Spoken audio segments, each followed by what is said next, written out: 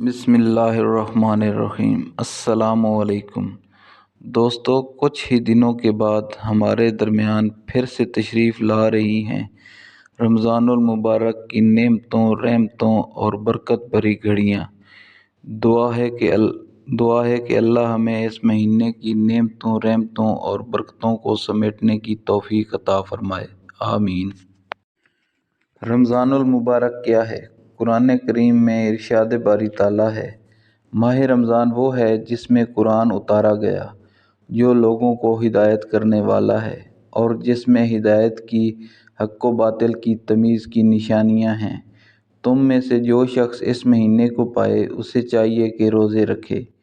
ہاں، جو بیمار ہو یا مسافر ہو، اسے دوسرے دنوں میں یہ گنتی پوری کرنی چاہیے۔ اللہ کا ارادہ تمہارے ساتھ آسانی کا ہے، سختی کا نہیں۔ وہ چاہتا ہے تم گنتی پوری کرو اور اللہ کی دی ہوئی ہدایت پر اس کی بڑائیاں بیان کرو اور اس کا شکر ادا کرو۔ روزہ کیا ہے؟ روزہ کو عربی زبان میں صوم کہتے ہیں۔ صوم کے لغوی معنی رکنے کے ہیں۔ شرعی اصطلاح میں صبح صادق سے غروب آفتاب تک کھانے پینے اور نفسانی خواہشات سے رک جانے کا نام روزہ ہے۔ ماہ رمضان کے روزے اللہ تعالیٰ نے مسلمانوں پر فرض کیے ہیں۔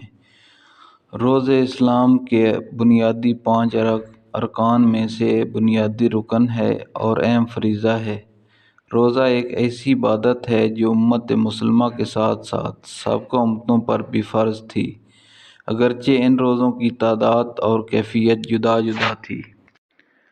اللہ تعالیٰ قرآن حکیم میں فرماتے ہیں، اے لوگو، تم پر روزے فرض کیے گئے جیسا کہ تم سے پہلوں پر فرض کیے گئے تھے تاکہ تم متقی بن جاؤ۔ حضور صلی اللہ علیہ وآلہ وسلم نے فرمایا، اللہ تعالیٰ فرماتے ہیں، انسان کا ہر نیک عمل خود اسی کے لیے ہے، مگر روزہ کہ خاص میرے لیے ہے اور میں ہی اس کا بدلہ دوں گا، اور روزہ گناہوں کی ایک ڈھال ہے۔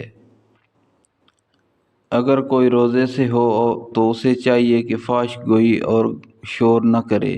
اگر کوئی گالی دے یا اس سے لڑنے کی کوشش کرے تو اسے چاہیے کہ وہ کہے کہ میں روزے سے ہوں۔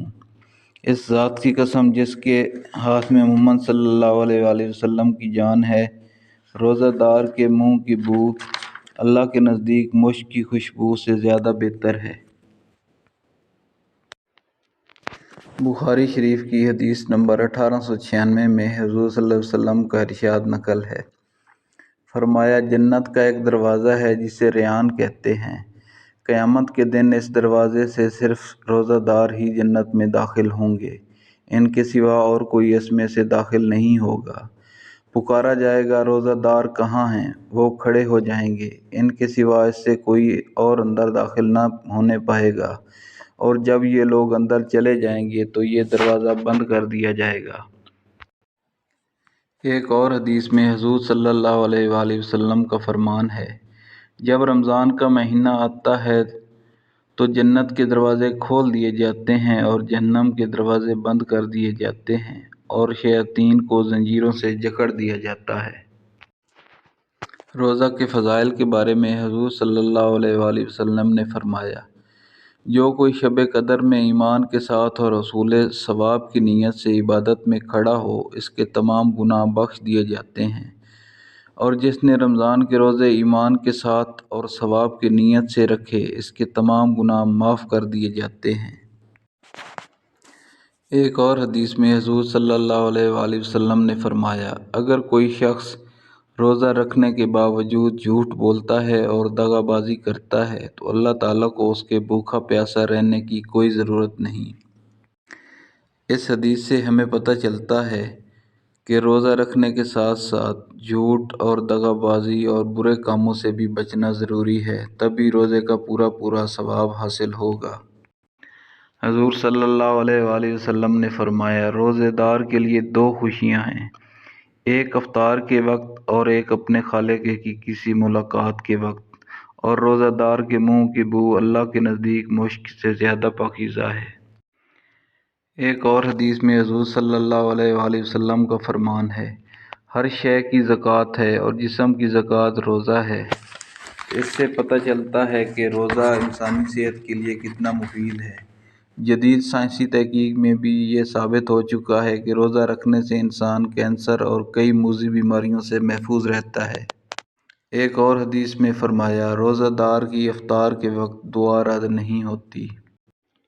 جی تو دوستو، ہمیں چاہیے کہ رمضان المبارک کی تیاری کریں اور اس رمضان سے پورا فائدہ اٹھائیں اور اپنی بخشش کروا لیں۔ ایک روایت میں بیان کیا گیا کہ حضور صلی اللہ علیہ وآلہ وسلم نے فرمایا، ہلاک ہو گیا وہ شخص جس کی زندگی میں رمضان المبارک آیا اور وہ اپنی بخشش نہ کروا سکا۔ جی تو دوستو، دعا ہے کہ اللہ تعالی ہمیں رمضان المبارک سے پورا فائدہ اٹھانے کی توفیق عطا فرمائے۔ اور دوستو، اگر میری یہ ویڈیو آپ کو پسند آئی ہو تو پلیز چینل کو سبسکرائب کر دیں اور ویڈیو کو لائک کر دیں۔ اللہ ہم سب کا حامی و ناصر